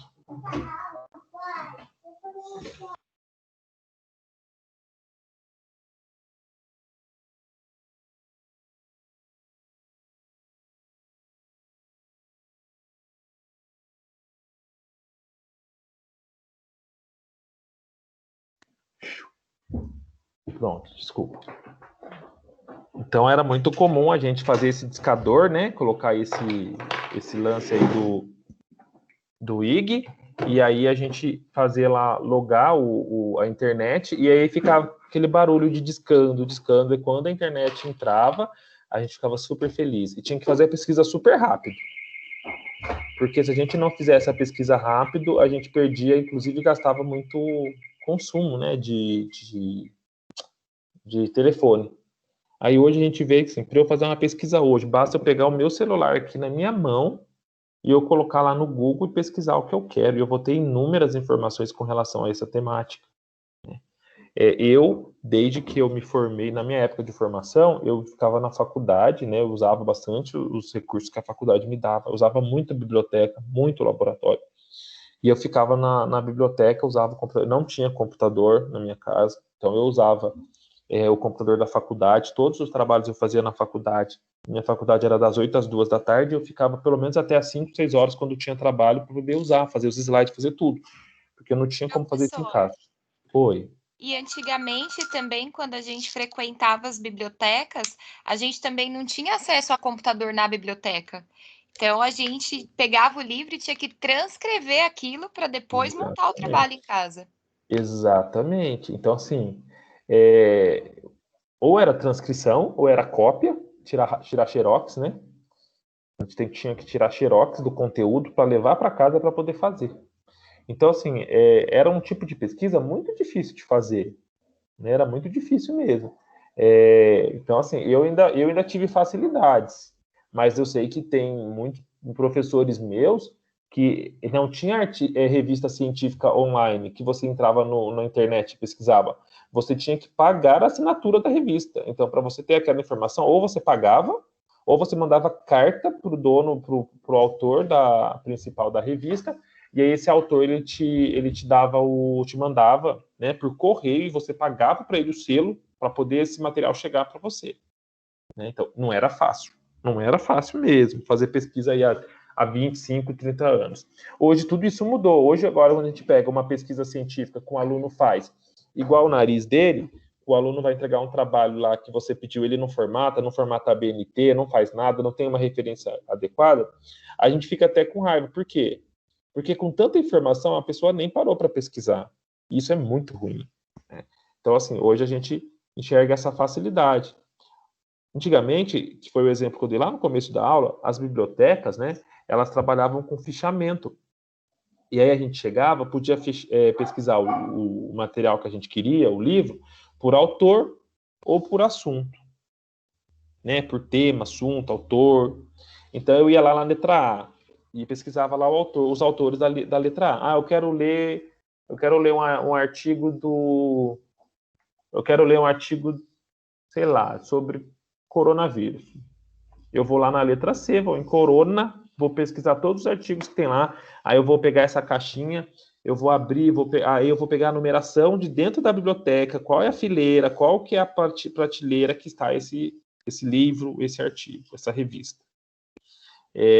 Ou eu vou pesquisar por autor. Vou dar um exemplo da Clarice Lispector. Quero ler um livro lá da Clarice Lispector. Não sei o nome do livro, vou pesquisar por letra, por autor. Então, vou lá na letra C, por autor, CLI, CLA.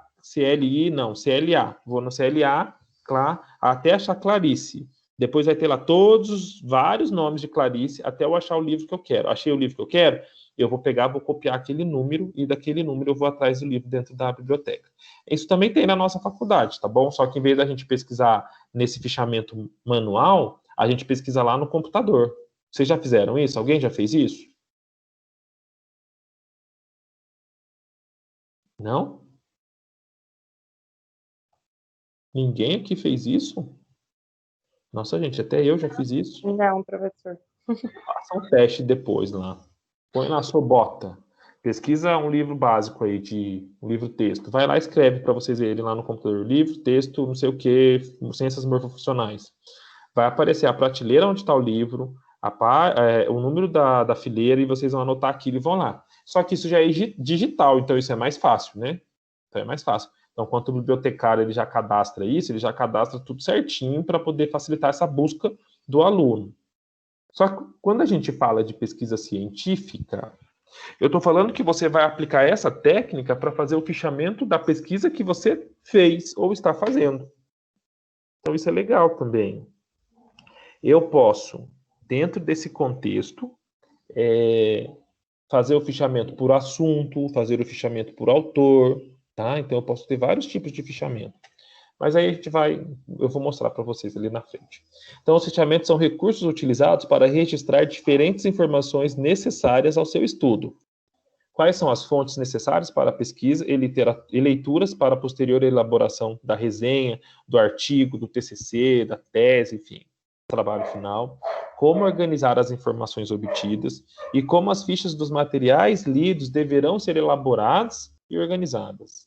Então, os professores mais velhos, eles têm, sabe aqueles cartãozinhos que parece cartão de dentista, quando a gente ia antigamente, que eles ficavam todos numa caixinha, e aí ele escrevia a consulta, a próxima consulta, cada paciente tinha um. Não sei se todo mundo lembra. Os professores mais antigos faziam seus fichamentos naquelas folhas e arquivavam aquilo por ordem alfabética. Hoje, graças a Deus, a gente tem um computador para ajudar, né? Então a gente não se mata tanto. A elaboração desses diferentes documentos vai requerer leitura, registro, sistematização, levantamento de informações e conhecimento sobre as adequadas formas de apresentação, conforme as orientações técnicas, principalmente aquelas estabelecidas pela Associação Brasileira de Normas Técnicas, a ABNT. Todo mundo aqui já ouviu falar da ABNT. Quem não ouviu falar, trate de fazer as pazes com ela. Já dou essa dica, faça as pazes. Não adianta ficar com birrinha com a ABNT, porque vocês vão trabalhar com ela o resto da vida. Tá? Eu vou fazer TCC, vai ser a ABNT. Eu vou fazer um artigo, a ABNT. Eu vou fazer uma pós, a ABNT. Eu vou fazer mestrado, a ABNT. Eu vou fazer doutorado, a ABNT. Eu quero publicar uma pesquisa que eu fiz com os meus alunos, a ABNT. Então, faz as pazes. Uma sugestão que eu estou dando aqui, faz as pazes, entende esse negócio, fica amiguinho dela para você poder ter menos dor de cabeça. A ABNT é uma associação, né, que vai editar várias normas técnicas sobre vários assuntos. E um desses assuntos são as questões de publicação aí de pesquisas, né, de citações, de como descrever aí as pesquisas dentro das normas. E a gente tem várias normas, a gente não tem só a ABNT. A gente tem a APA, a gente tem a norma Vancouver, tem inúmeras outras normas de publicação científica. Só que no Brasil é muito comum a gente usar a ABNT, seguida da Vancouver, seguida da APA. Eu não vou falar da Vancouver nem da APA, vou falar só da ABNT. Então, como eu cito essa referência e como eu escrevo esse trabalho, é dentro dessa norma. Por isso que eu falo, olha, vai fazer um relatório, já faz dentro da ABNT. O que seria isso? O tamanho da letra número 12, no espaçamento de 1,5, margem superior e inferior, uma com 3 centímetros, lateral, esquerda e direita, uma com 3, outra com 2 centímetros. Letra tem que ser Time New Roman, né? Ou Arial. Não é Arial Black, é Arial. Não é aquelas desenhadas, é Arial. Não posso ficar negritando tudo, não posso. O título da sessão tem que ser em negrito se for o título principal. Se for subtítulo, não é negrito, é letra minúscula. Então, a ABNT, ela fala como que tem que ser descrito esse trabalho, tá bom? Então, ela é importante vocês conhecerem. Portanto, o que você aprendeu servirá não apenas para a elaboração da resenha, do artigo, mas também para a elaboração de outros trabalhos e documentos que são exigidos em um ambiente acadêmico e também profissional. Chaves, 2012, cita algumas das vantagens da leitura, né? Então, enriquece o vocabulário, clareia as ideias, amplia o conhecimento da língua, melhora a redação, fornece soluções de problemas já resolvidos, desperta a inteligência, aperfeiçoa a cultura, dentre outros. Lucchesi afirma que o leitor pode constituir-se como sujeito ou objeto da leitura, dependendo da postura que tem, né, em relação ao texto sobre o qual está estudando. Na condição de objeto, ele está submetido às impressões que o texto causa, sejam elas de júbilo ou de temor. Então, a gente está muito amarrado ao que a gente lê. Então, é importante que a gente tenha essa capacidade de ler criticamente essas informações. Aí que tem alguns tipos de fases da leitura, não vou detalhá-las, só vou falar delas. Depois vocês leiam, porque é bem tranquilo.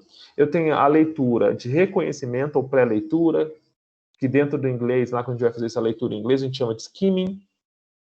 Estou fazendo skimming do texto, eu estou lendo de uma forma geral. Eu estou vendo aí o título, as letras maiores, as imagens. Eu estou lendo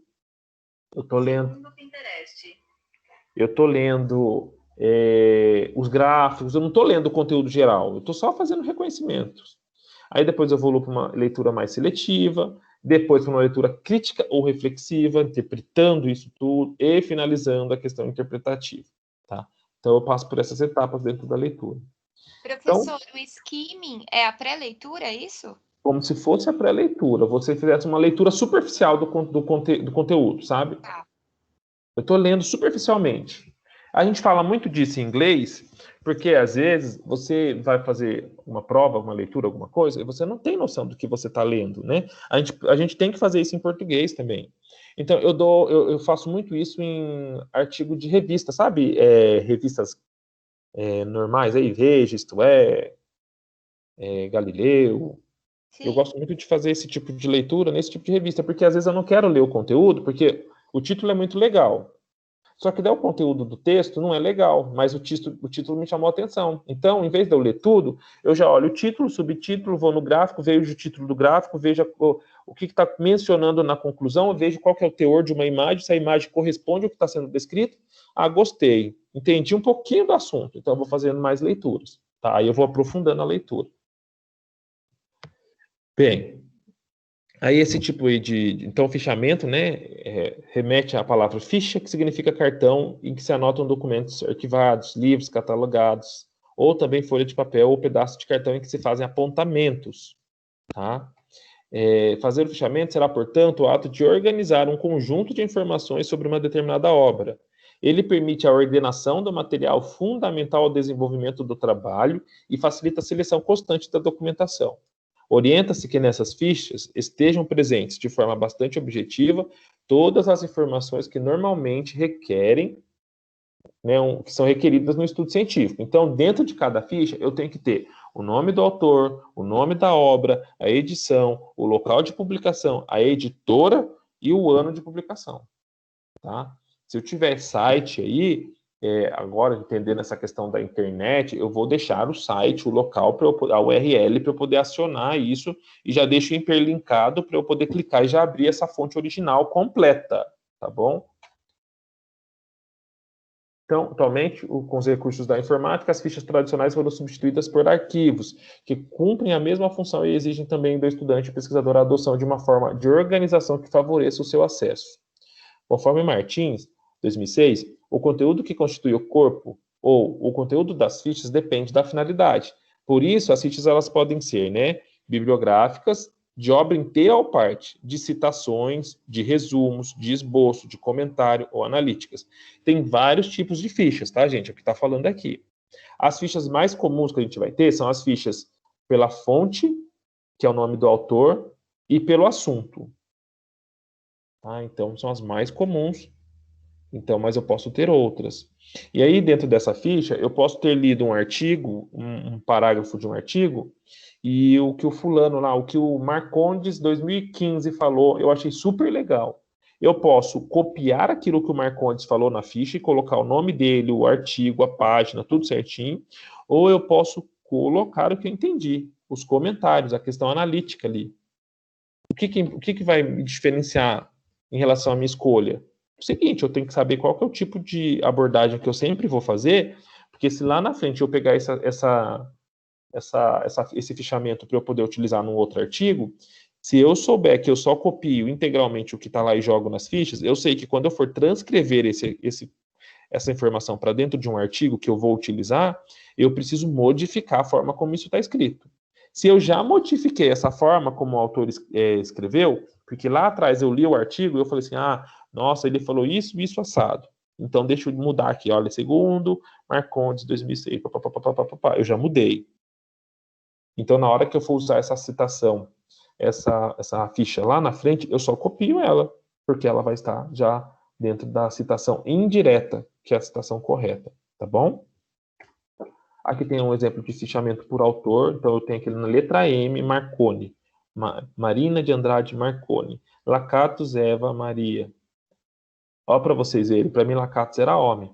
E eu estudo esse cara, ó, muito tempo, na questão de metodologia, dando aula, e eu nunca me atentei que era uma mulher. É mulher, Lakatos Eva Maria Lakatos.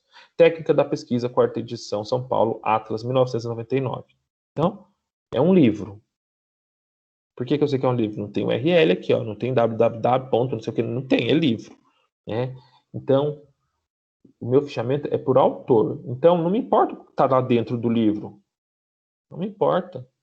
Agora, se eu quisesse um fichamento por assunto, dentro do livro, lá na página tal, no capítulo tal, tem um assunto legal, aí eu preciso descrever página, capítulo, e aí eu ficho por assunto, tá? Mas aqui está fichado por autor, está na letra M, porque é esse autor que me importa.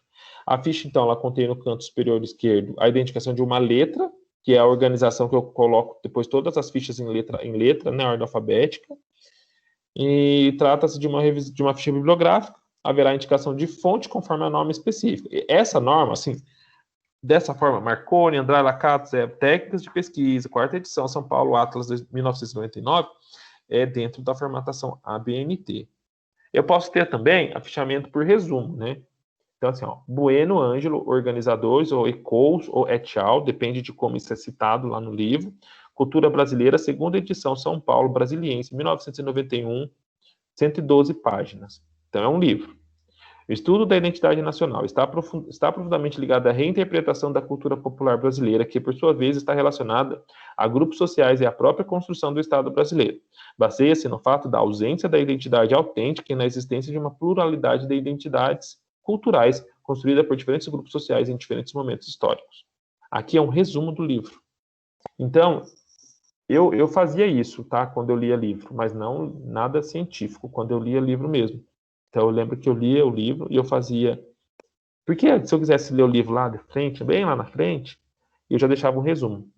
O livro aborda assunto tal e não sei o quê. Então, eu fazia fichamento de resumo do livro. Era uma forma de eu também memorizar o que eu li. Mas pode ser por assunto. Aqui está um resumo do livro. Eu posso ter um assunto. Se for um assunto, vamos supor que eu quero falar exatamente... eu quero fazer um fichamento exatamente do que está sendo discutido no capítulo 2. Então, eu vou colocar 112 páginas, capítulo 2, páginas 80 a 85. Aí eu descrevo o que está sendo discutido no capítulo 2. É um fechamento por assunto. Tá? E também pode acontecer. Tá bom? Observe que a organização dessa ficha, ela contém as informações sobre o autor e, na sequência, o resumo da obra. Você pode criar outros modelos de ficha que melhor atendam às suas necessidades, mas não deixe de seguir as orientações em relação à forma de disposição das informações, uma vez que, se tratando de trabalhos acadêmicos, seguir a normalização, né, é condição para ter o trabalho aceito. Tudo bem, pessoal? E acabou. É isso. Dúvidas? Não, de boa, deu para dar uma noção, uma clareada um pouco, até que eu estou fazendo também. Foi bastante ajuda essa aula mesmo. É que você já está finalizando, você já está aí no processo, né? Você tem 2 semestres para fazer, então você consegue aplicar, tá? Participa mesmo aí da aula, porque eu acho assim, ó, tem 2 pontos de vista. TCC tem que ser no começo metodologia precisaria ser no começo do curso, porque o aluno precisa já começar entendendo o que é isso, para tudo que ele fizer, fazer corretamente, né? Só que aí eu tenho um outro ponto de vista também. No começo do curso, o aluno tem maturidade suficiente para entender a importância disso? O que vocês acham? Não. Alguns sim, outros não. Mas a maioria, vamos falar da maioria. A maioria não. Não. Maioria, que é esse assunto chato? Esse negócio é chato. Eu odeio isso. Quem não gosta de ABNT, RAPA, Vancouver? Que é citação direta, indireta, tema, pesquisa? Eu não gosto disso, eu não preciso disso. Mal sabe ele que ele vai usar isso para a vida toda. Então, assim, eu tenho esses dois pontos de vista, sabe? Eu acho que é um assunto extremamente importante, que o ideal fosse feito no começo, mas quando o aluno não tem essa maturidade, quando é dado no começo, o assunto fica jogado, fica solto, fica só uma matéria. Mas quando é dado lá no final e o aluno entende a importância, ele dá mais atenção. Só que você também não pode perder esses 3 anos de faculdade sem o aluno saber disso, né? Então, assim, é complicado. Bom, pessoal, vai aplicando aí todas essas informações, aplique nos trabalhos, tá bom? Então, agora, qualquer trabalho que vocês forem fazer, coloque na norma BNT. Qualquer relatório, norma BNT. Então, já vai jogando na norma, já vai fazendo tudo. Eu acho que é melhor, vocês vão tendo... Eu já peço todos os meus trabalhos em ABNT. Quando eu trabalho em Word, em PDF, eu já peço tudo. Porque eu vou forçando o aluno a acostumar, tá bom? Então, é melhor. Às vezes, eu estou aqui fazendo um e-mail, eu estou fazendo no Word, vou fazer no Word para formatar certinho, eu já estou formatando a BNT, eu falo, mas não precisa, é um e-mail. Mas já está tão acostumado que eu já coloco espaçamento em e-mail, letra 12, times, 3 centímetros, 2 centímetros, 3 centímetros, 3, 2, eu já vou deixando tudo certo. Porque é costume, tá? Então a gente não precisa ficar batendo tanta cabeça com isso depois. Tanto que daí o avaliador na banca de TCC de vocês, ou na hora que ele for corrigir, mesmo que seja banner, né? Ou seja lá o pôster, ele vai corrigir a parte teórica. E aí ele vai trazer um monte de erro para você corrigir, que não sejam erros de ABNT, de formatação, que sejam outros, tá? Pessoal, eu vou subir lá no AVA e eu vou colocar assim, ó, no AVA. Educação. Eu vou pôr um artigo, tá bom? Um artigo. Eu não pesquisei ainda, vou pesquisar agora. Como eu vou terminar a aula 25 minutos antes, eu vou pesquisar agora e já vou subir. Eu vou colocar um artigo de educação física, um artigo de pedagogia, um artigo de administração, um artigo de enfermagem, porque eu acho que são 2 turmas de enfermagem e 2 turmas de educação física. E aí, eu vou pôr um questionário lá na unidade 2.3, e aí eu vou perguntar para vocês o seguinte: vocês vão ler o artigo da área de vocês, e vocês vão colocar qual que é o objeto, qual que é o problema da pesquisa ali, qual seria a possível hipótese da pesquisa, qual que foi a metodologia utilizada, o que mais? Quais foram os resultados encontrados, se os resultados responderam ao objetivo da pesquisa, porque isso é importante. Então, eu coloquei lá que o objetivo da minha pesquisa é entender por que o planeta é redondo, por que a Terra é redonda. E aí eu estou respondendo lá no meu resultado que a Terra é quadrada, é plana. Eu respondi meu objetivo? Não, foi totalmente errado. Peraí, tem a ver uma coisa com a outra? Não tem nada a ver. Então, assim, o objetivo foi respondido no resultado ou na discussão? E uma outra pergunta.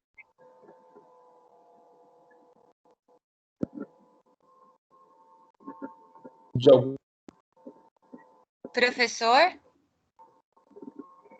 Oi. Tá cortando. Tá cortando. Tá, ó.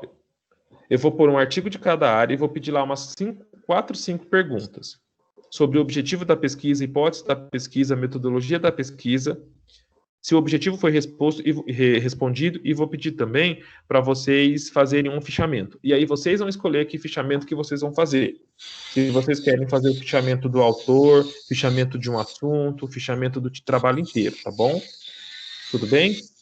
Sim. Professor, você disse que vai pôr pedagogia, educação física, administração, enfermagem e odonto. E odonto, esqueci. Ô, professor, e até que dia que é para entregar esse trabalho? Então, que dia que eu posso pôr aí? Sei lá. Porque vocês vão ter que ler o artigo, né? Para mim podia ser até semana que vem. Tá bom? Até semana que vem, tá bom. Quinta-feira. Professor. Até quando? Quinta-feira que vem. Mas tá. Quinta-feira é assim, ó. Hoje, eu vou pôr até quarta de noite, tá bom? Porque daí quinta-feira já acabou. Até quarta de noite. Vocês vão ter uma semana. O senhor coloca o e-mail para mim poder... Manda o seu e-mail para mim? Não, mas vai ser pelo AVA. Ah, é pelo AVA. Ah, tá, verdade. Você falou mesmo. Eu Pelo AVA. fiquei. Deixa eu só Tá ver bom. um negócio aqui rapidinho. Tem uma opção aqui do AVA. Eu vou parar de gravar, só um minutinho. Já acabou essa parte da gravação. Deixa eu parar.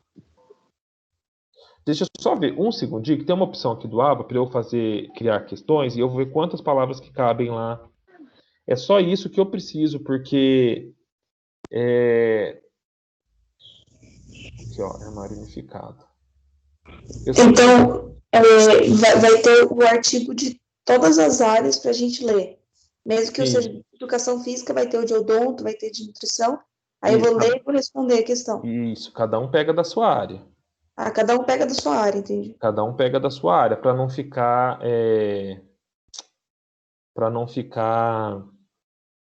ficar chato, né? Então, eu também não vou saber o que cada um gosta, não dá para eu fazer isso. Mas eu posso, por exemplo, pegar e colocar lá alguma coisa sobre, cárie na área da odonto, eu posso colocar alguma coisa sobre coronavírus aí pro pessoal da enfermagem, eu posso colocar alguma coisa sobre educação de jovens e adultos pro pessoal da pedagogia, eu posso colocar alguma coisa sobre atividade física em idoso pro pessoal da educação física, eu posso colocar alguma coisa de clima organizacional pro pessoal da administração. Eu vou pegar aleatoriamente artigo e vou pôr. Tá bom? Legal. Eu só tô vendo aqui, eu preciso só ver porque eu tô só vendo o tipo de pergunta, se ela permite, quantas palavras ela permite colocar dentro dela, que senão eu vou ter que pedir pra vocês me mandarem por e-mail. Aí por e-mail quebra um pouco as pernas, porque imagina o tanto de e-mail. Texto da questão.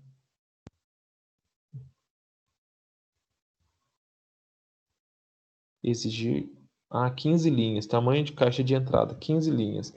Bom, vocês conseguem colocar 15 linhas em cada resposta. Tá bom, né, gente? Dá para se organizar em 15 linhas, pelo amor de Deus. Tá bom? Então vai ser isso mesmo. Eu vou fazer o questionário, eu vou mandar lá para colocar no Google. No Google não, no AVA, na unidade 2.3, que é a que a gente terminou agora. E não terminei.